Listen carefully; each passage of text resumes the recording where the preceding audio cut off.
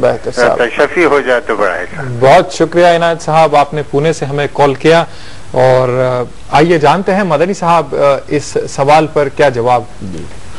وعلیکم السلام ورحمۃ اللہ وبرکاتہ. تعریف صرف اللہ سبحانہ و تعالیٰ کے لیے. ہمارے پروگرام کی یا ہماری جو بھی تعریف کی جا رہی ہے، ہم اللہ سے دعا کرتے ہیں وہی دعا جو ابوبکر صدیق رضی اللہ تعالیٰ عنہ نے کی. اللہم لا تؤاخذنی بما یقولون آمین واجعل لی خیرا مما یظنون واغفر لی ما لا یعلمون. آمین آمین. اور ابھی آپ نے سوال کیا کہ مسلکوں کی بنیاد پر یا صحیح حدیث یا ضعیف حدیث کی بنیاد پر یا آپس کے تھوڑے بہت ناچاخیوں کی بنیاد پر جو مسائل کھڑے ہوئے، اختلافات ہو رہے ہیں، انتشار ہو رہا ہے، کیا ہم امت کے اکابر آپس میں بیٹھ کر کوئی مسئلے کا حل نہیں نکال سکتے ہیں؟ یہ آپ کا سوال ہے، ہمدردی کا سوال ہے. اللہ تعالیٰ آپ کے جذبے کو قبول فرمائے. آمین. لیکن میں آپ کو بتانا چاہوں گا حل 14 صدی پہلے دیا جا چکا ہے.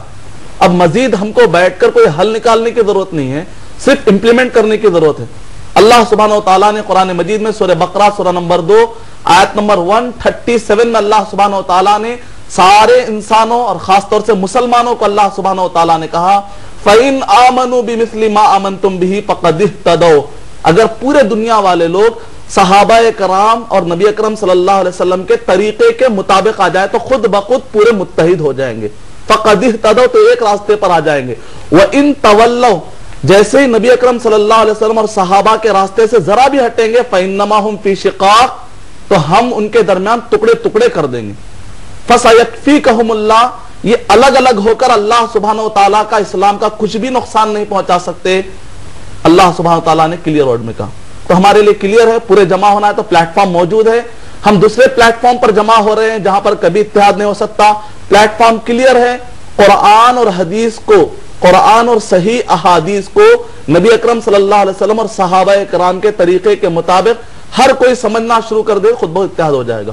امید کہ آپ کا جواب مکمل ہو. شکریہ مدنی صاحب. ناظرین اب اور سوالات چھیڑتے ہیں مدنی صاحب سے اور جانتے ہیں کیا کہتے ہیں مدنی صاحب. مدنی صاحب جب کہیں کوئی انقلاب آتا ہے کسی ملک میں، کسی قوم میں، تو اس میں جو ہے آپسی بھائی چارے کا نقصان ہوتا ہے، خطرے میں پڑ جاتا ہے. وہاں گرما گرمی شروع ہو جاتی ہے، جہاں خون ریزیاں، خون خرابہ ہو جاتا ہے، فساد برپا ہو جاتا ہے. تو اس کے اسلامی حل کیا ہو سکتے ہیں؟ اس پر روشنی ڈالیں. بہت اچھا آپ نے سوال کیا ہے. جہاں کہیں بھی انقلاب آتا ہے تو انقلاب بذات خود نہ نقصان ہوتا ہے نہ فائدہ مند ہوتا ہے. انقلاب لانے والے لوگ اس انقلاب کو کس انداز میں لے جاتے ہیں، کس کرائٹیریا پر لے جاتے ہیں، اس کے اوپر ڈیپینڈ ہوتا ہے. انقلاب کا مطلب ہوتا ہے تبدیلی. تبدیلی اچھی بھی ہو سکتی ہے، بری بھی ہو سکتی ہے. یہی وجہ ہے کہ جب کمیونزم آیا تو اس وقت پر رشیا کے اندر 21 ملین معصوم انسانوں کی جانیں گئی اور چائنا کے اندر 22 ملین انسانوں کی جانیں گئی، اور جبکہ امریکہ کے اندر صرف ریسزم کی بنیاد پر 6 لاکھ انسانوں کی جانیں چلے گئی، کالے اور گوروں کے فرق کے بنیاد پر. لیکن ہم دیکھتے ہیں کہ نبی اکرم صلی اللہ علیہ وسلم نے جب انقلاب لایا اور مکہ فتح ہوا تو اس وقت پر جب مکہ فتح ہوا تو تاریخ کا یہ واحد اور بہت بڑا انقلاب ہے. 14 صدیوں میں اگر آپ ٹٹول کر دیکھ لیں گے کہ ایک ایسا انقلاب، ایک ایسی حکومت جس کے اندر کوئی خون بہنے کا وہاں پر آپ کو کوئی علم نہیں مل سکتا. اور مکے کی تاریخ کے اندر اگر آپ پڑھیں گے تو وہاں پر بغیر خون بہائے کے ایسا انقلاب آیا کہ نہ صرف مخالفین نے اس ملک کو چھوڑ دیا، حکومت کو چھوڑ دیا، بلکہ کہا اے نبی اکرم صلی اللہ علیہ وسلم ہم سب پڑھنا چاہتے ہیں لا الہ الا اللہ محمد رسول اللہ. تو یہ تفصیل اپنے ذہن میں رکھیں گے کہ اگر ہمارے پاس قرآن مجید جیسے امن والا پیغام موجود ہے، اس کے بنیاد پر جب بھی کہیں پر کوئی تبدیلی آئے گی تو وہ تبدیلی انسانوں کے لیے فائدہ مند رہے گی. امید کہ آپ کا جواب. شکریہ مدنی صاحب. ایک کالر لائن پر موجود ہیں، جانتے ہیں ان کا سوال کیا ہے. ہیلو. السلام علیکم. جی وعلیکم السلام محترم. اب مجھے ایک سوال کرنا ہے. جی اپنا نام اور مقام بتائیے گا. میرا نام ہے خواجہ یوسف، میں حیدرآباد سے بات کر رہا ہوں. جی یوسف صاحب بتائیے کیا سوال ہے آپ. اور یہ سوال ہے کہ میاں بیوی میں ہمارے گھر میں جی یہ کرکریاں جھگڑے گگڑے ہوتے ہیں. اللہ خیر فرمائے. جی وہ صاف صفائی کی وجہ سے. اچھا جی. تو ذرا اس کا سوال کا جواب دیجیے. اچھا بہت شکریہ آپ نے ہمیں کال کیا. مدنی صاحب صاف ستھرائی کے بارے میں تو ایمان کا आधा जुज कहा जाता है, तो इसी बात को लेकर झगड़ा होता है, तो इसके लिए आप उनके झगड़े को रोकने के लिए क्या हिदायत फरमाते हैं? आपने बहुत ही बेहतरीन सवाल किया है। जब हम आपसी भाईचारे की बात करते हैं तो ये बहुत वसी टॉपिक है।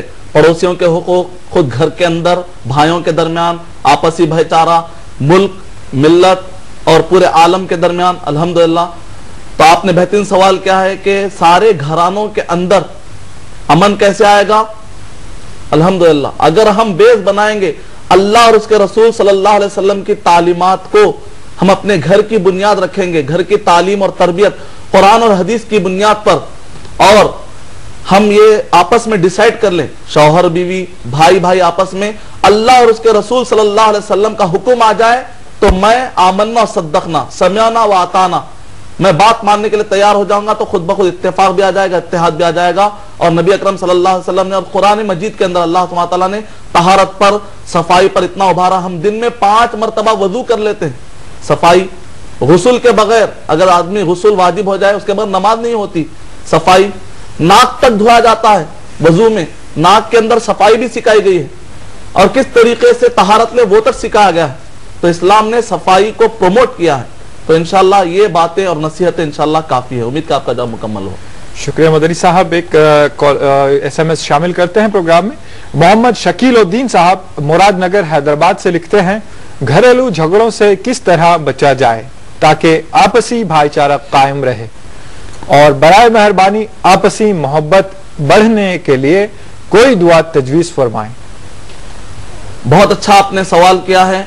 सहाबा कराम के दरमियान में भी इख्तलाफात हुए। नबी, जैसा कि अबू बकर सिद्दीक रज़ी अल्लाह ताला अन्हु, मुहाजिरीन अंसार के भाई खलीफा किस में से होगा?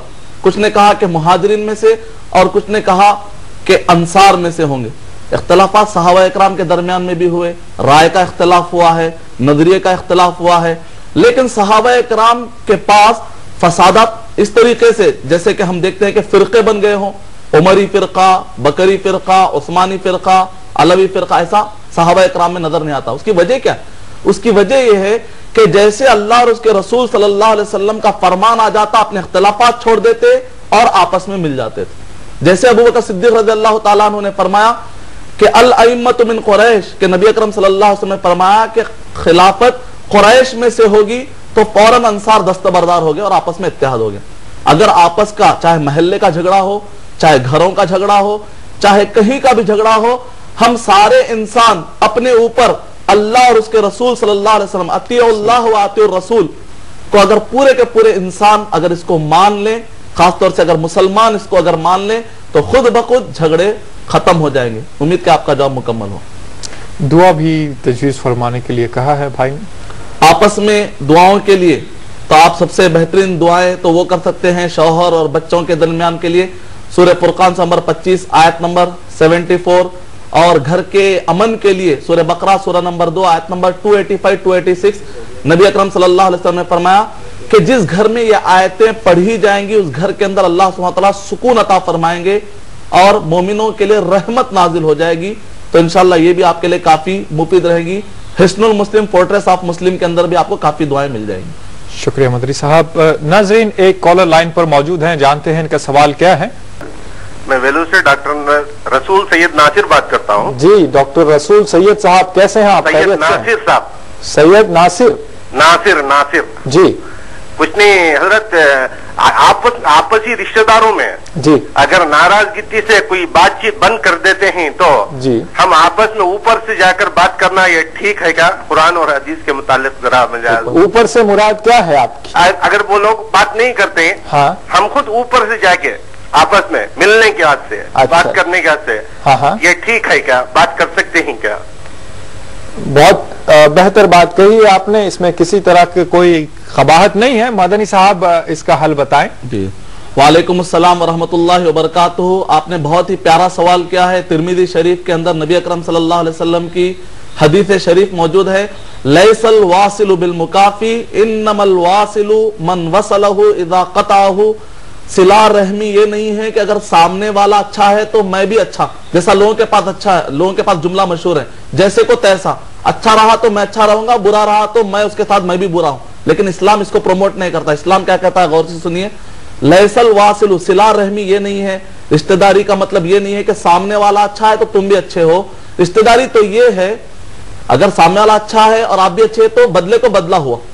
اسلام یہ کہتا ہے کہ اصل صلہ رحمی یہ ہے سامنے والا منہ موڑ کر جا رہا ہے، سامنے والا غلط فہمیوں میں ہے، سامنے والا آپ پر ظلم کر رہا ہے تو آپ جا کر اس کو منواتے ہیں، یہاں تک کہ غلط فہمی دور کرتے ہیں.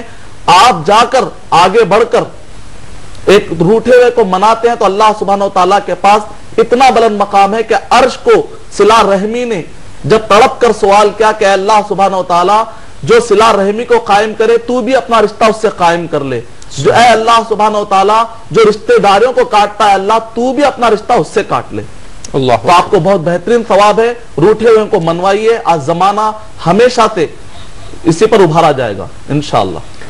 جی شکریہ مدنی صاحب. ایک SMS کو شامل کرتے ہیں پروگرام میں. منیب احمد صاحب پونے سے لکھتے ہیں آپسی بھائی چارے